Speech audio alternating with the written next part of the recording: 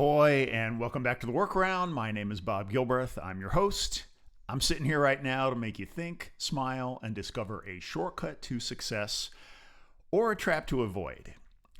And this is one of those periodic pieces for paid subscribers only. So, hey, if you're not a paid subscriber, go hit a button, pay in. There's going to be some good stuff. The paywall, why I'm doing the paywall, it's really a way of ensuring that I don't scare people off and see if they want to go there on some deeper topics. And it's also kind of a challenge for myself that when I see those dollar signs pop up, I go, okay, I'm going to take a risk, get outside of my comfort zone and get into something deeper. Also, maybe get a little bit weird, maybe get a little bit woo. I'll let you judge for yourself. The other cool thing, I think it's cool, about the people who are paid subscribers is the knowledge that 100% of the money that you spend with me, I turn around and recycle back into some efforts, some paid efforts to put this in front of other subscribers. So you're basically paying it forward to other folks to find what hopefully you think is great content like this. So here we go. This is a piece called My Problem with Personality Tests. Often well-intentioned, but there's a much better way. I've taken multiple personality tests over the years, both for work and for fun. We humans love this stuff. It all began when we climbed down from the trees and started looking up at the stars. Our fascination continued into the era of science and rationalism, beginning with the measurement of skull shapes, and now extending through a plethora of quizzes and existing as a standard line item in many HR budgets. They're also evolving. The other day, I took a new one, Soulprint, which is a meta of multiple tests together. After a set of questions that seemed similar to every other such test I've taken, it announced, as a manifesting generator with sacral authority in human design, your decision-making is driven by your gut responses. This innate guidance system provides immediate yes or no signals that help you determine whether to engage in an activity or pursue a particular path. Well, as befits its report on my personality, I went with my gut and decided that this did not resonate with me.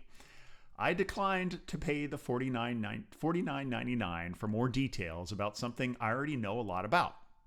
Myself. We keep doing these tests, though, searching for something. We spend significant amount of money on them and are increasingly subjecting our employees to them. But why? Is it working? Could there be a better path? I found something that works much better for me.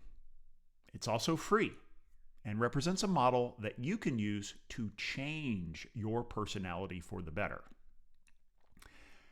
The paid break goes here because it's par for the course on these tests. Just kidding.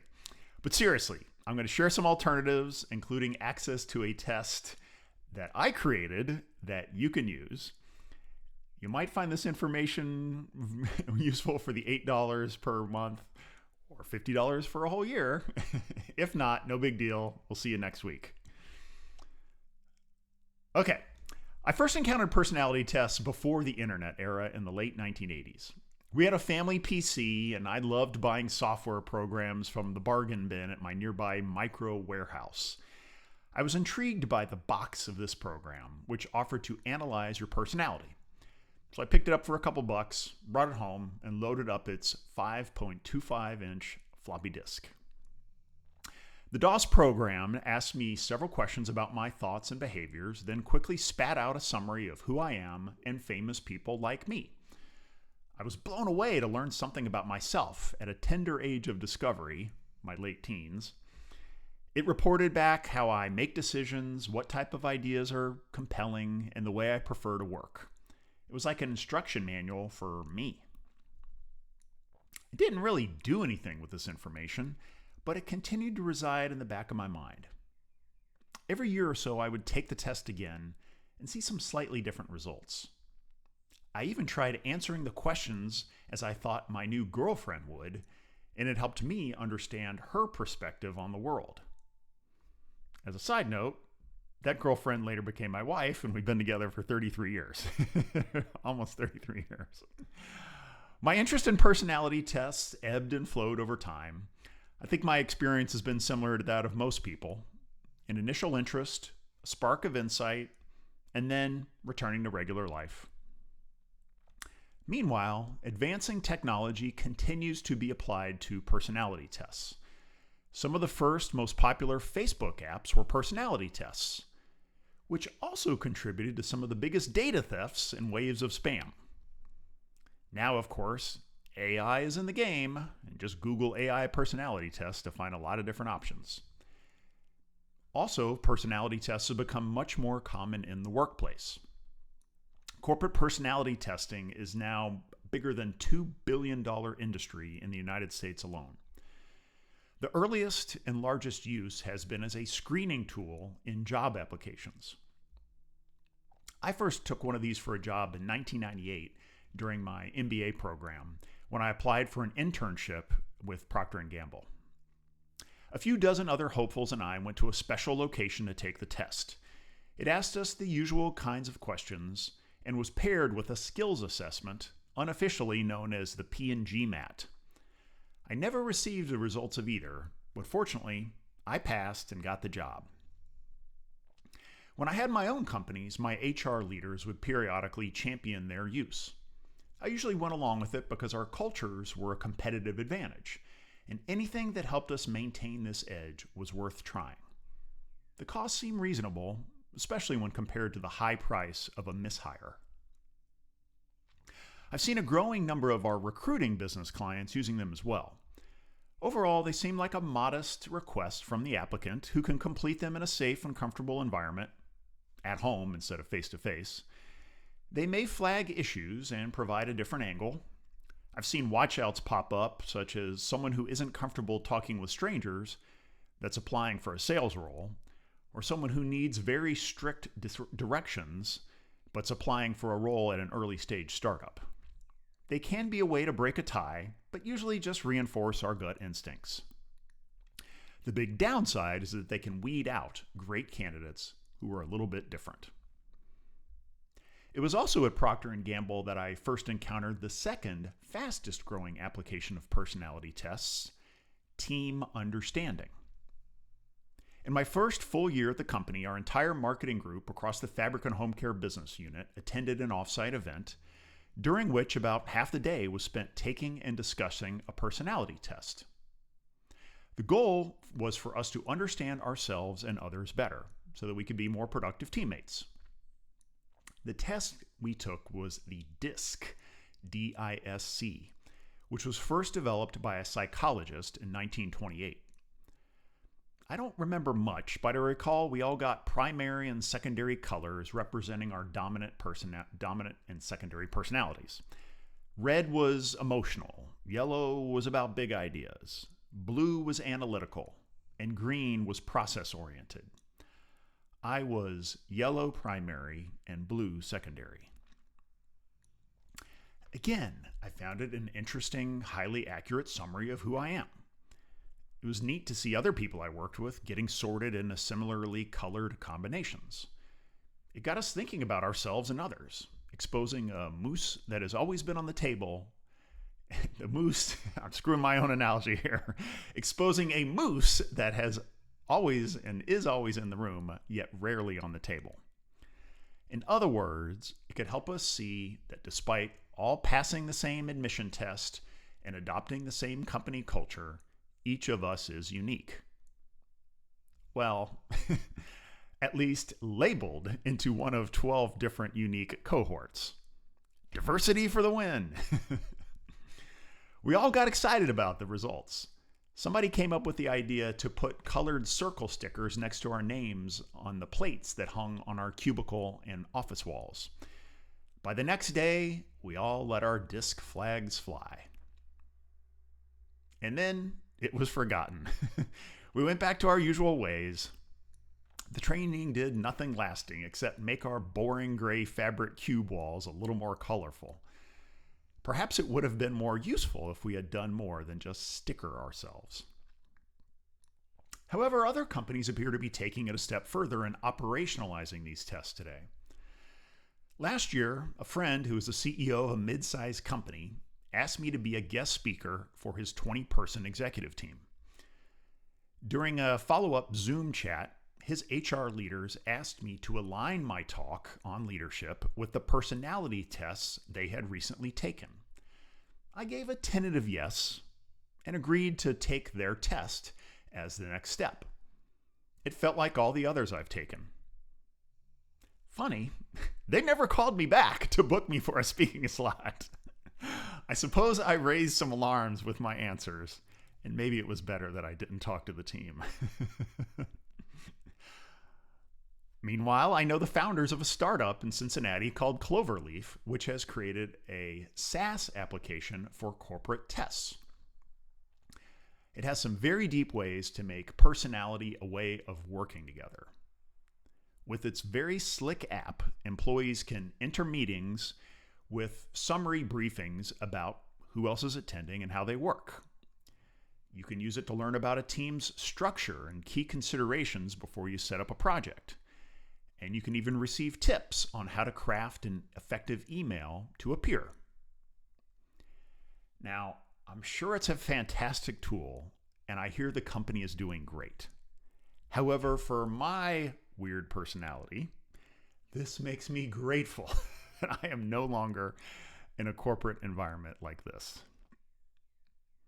So let's get into some of those problems.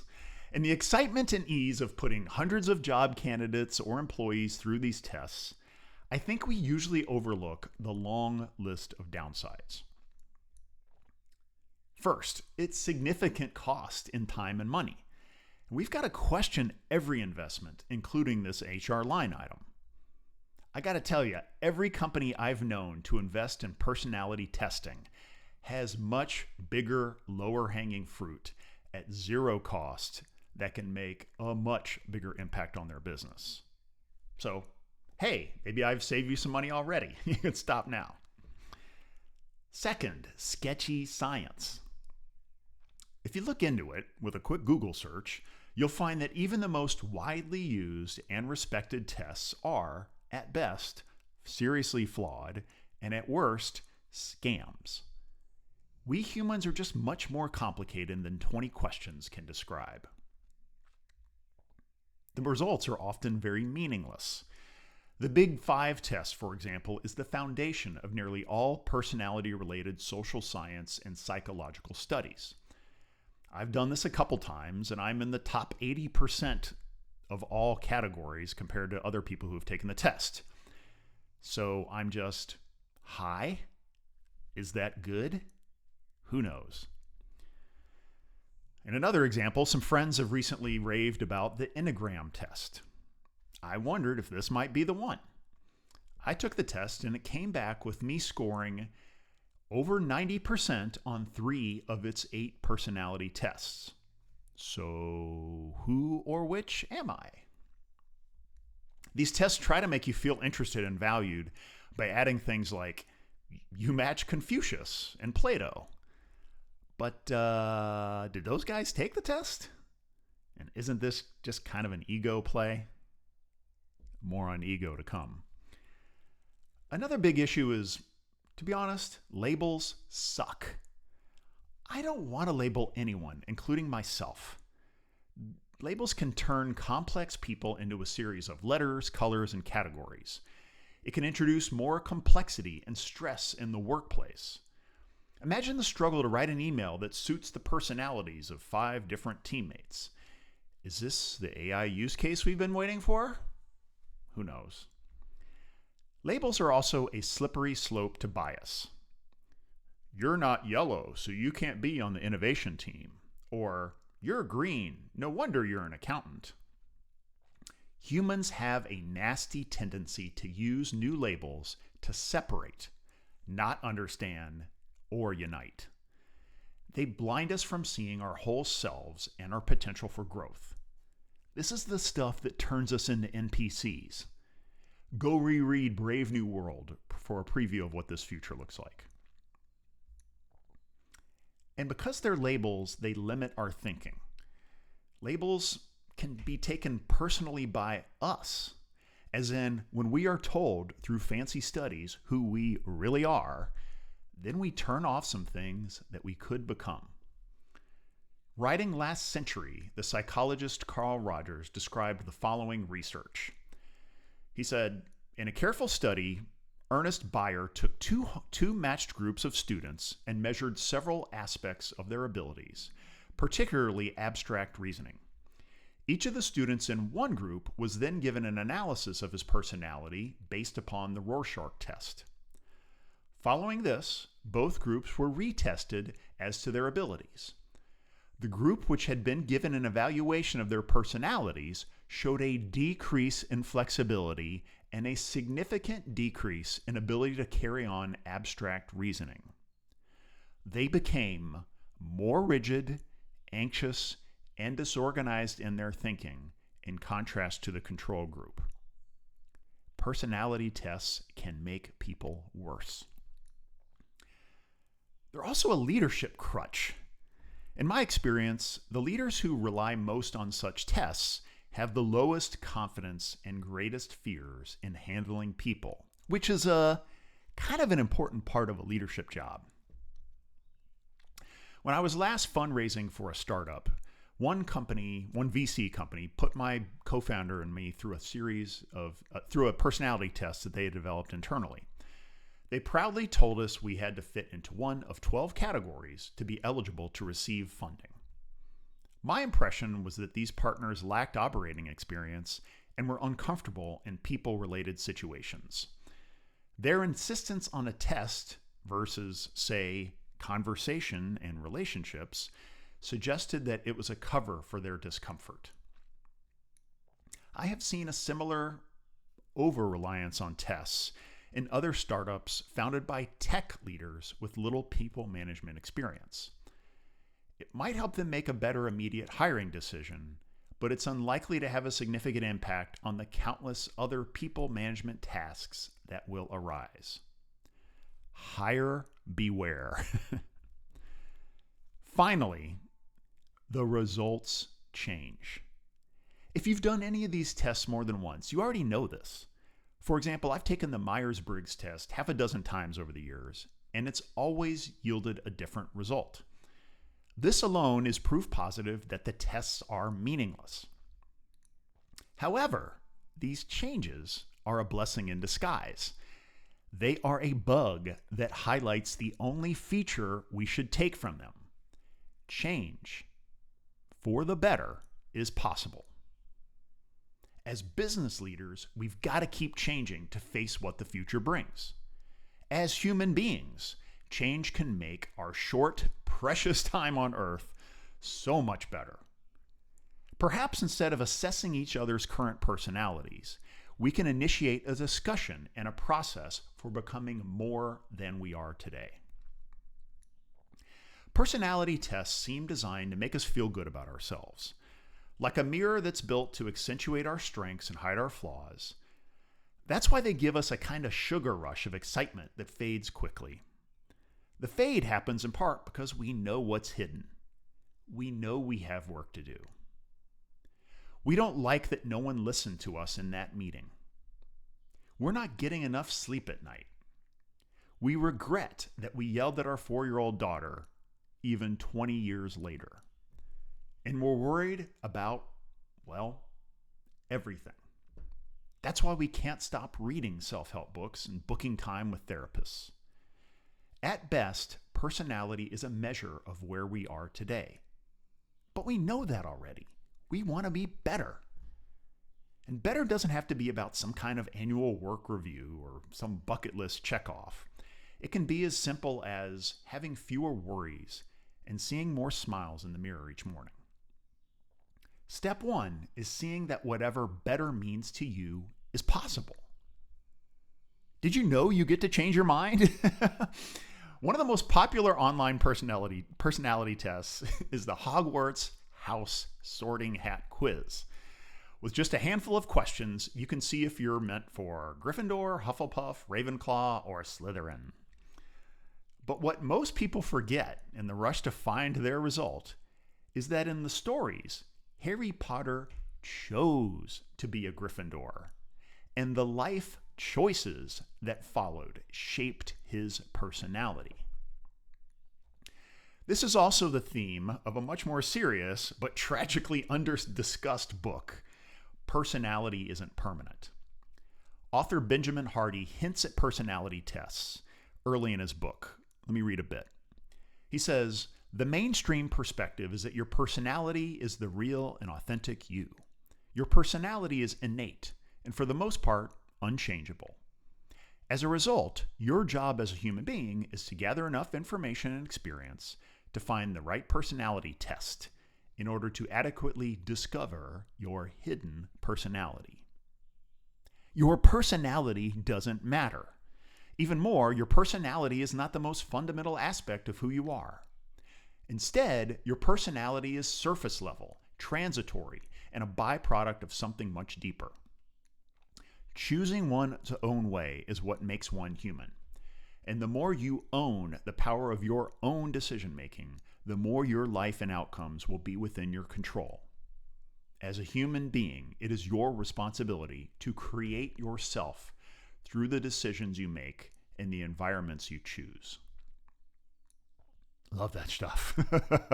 Hardy spends much of the rest of the book describing how we can take this path of improvement to heart by setting a goal for what we want to do and how we want to live our lives, then taking conscious steps to achieve it. Of course, it's also helpful to gauge our current position on the path to improvement. Step 2 is testing in a way that shows us what personality progress looks like. I've discovered a couple of options that are changing my mind. Last year, I reconnected with Kyle Kowalski.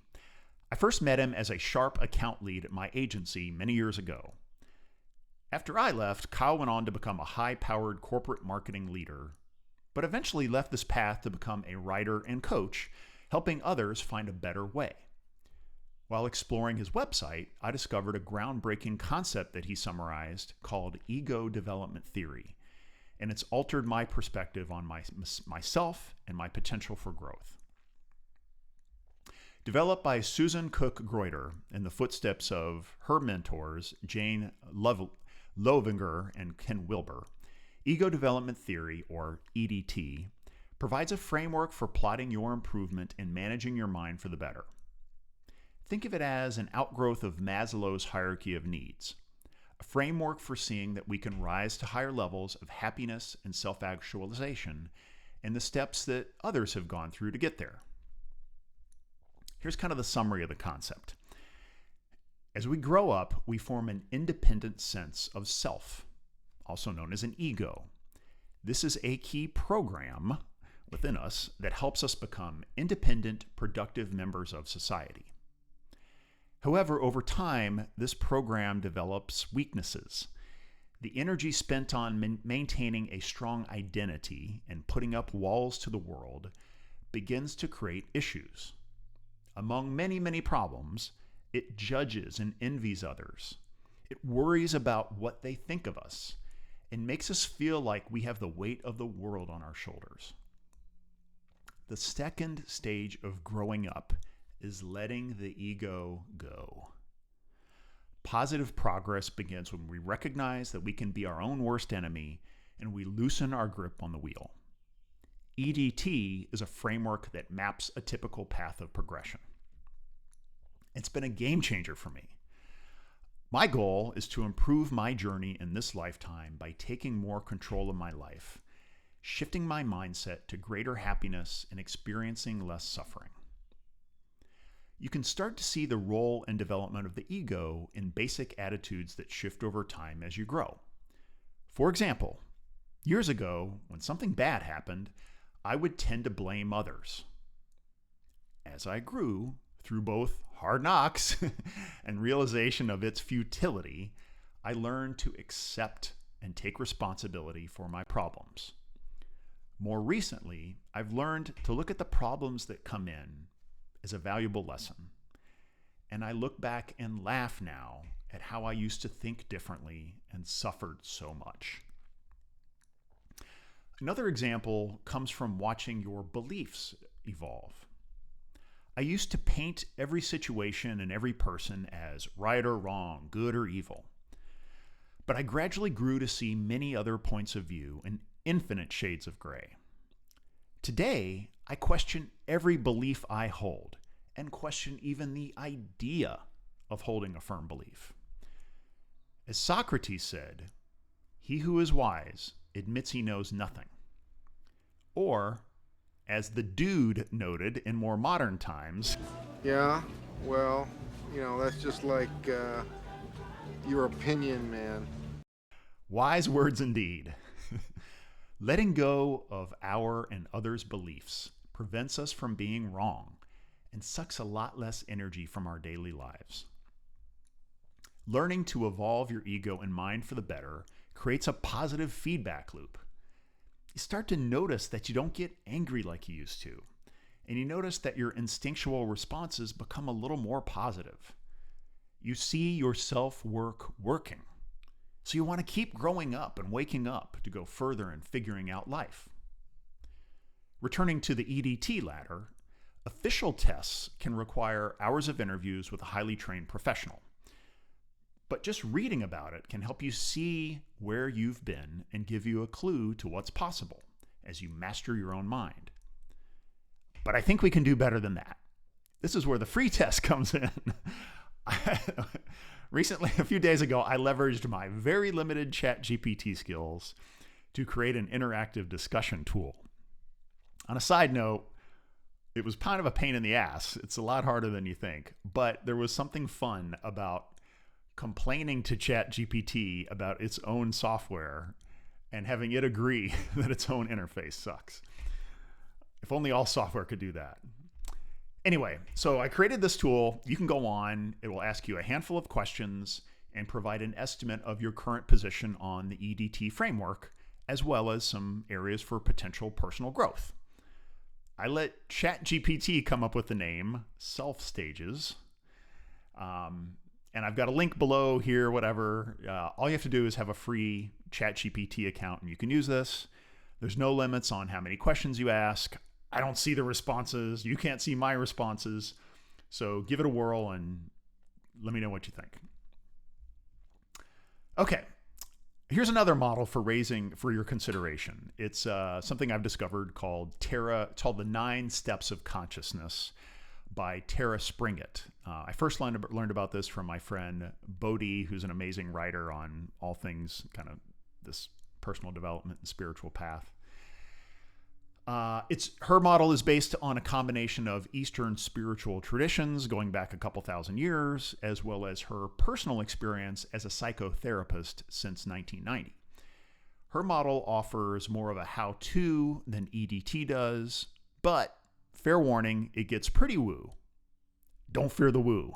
Remember, open up your beliefs. Her concept of consciousness evolution gets a little closer to emotional intelligence, but it's much more. She says, it's most accurately described as wisdom. Consciousness evolution is the ability of an individual to organize their inner and outer experiences so that they can achieve lasting happiness and the capacity to make other people happy as well. If you've ever felt like you can see things that other people don't, especially around personal hang-ups that you've gotten rid of and that others hang on to, this is an example of consciousness development. You can see what they can't and perhaps never will. But there are higher rungs on the ladder that we might not see yet. If we want to go there, come along.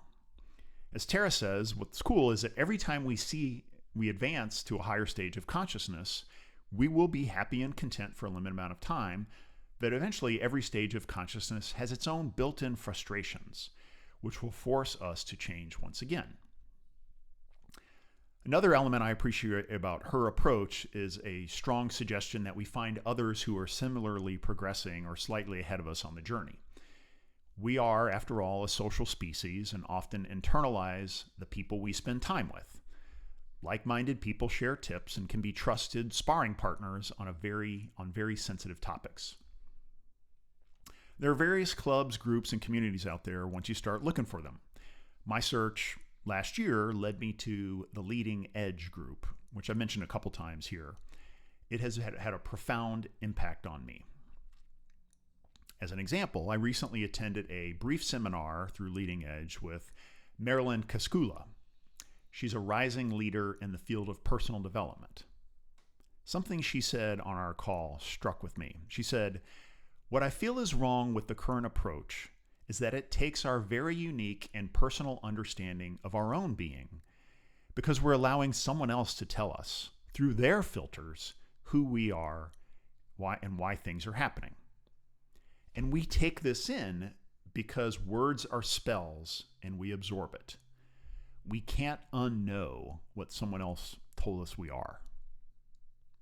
Now, you might think she was talking about personality tests, but she's actually an expert in astrology.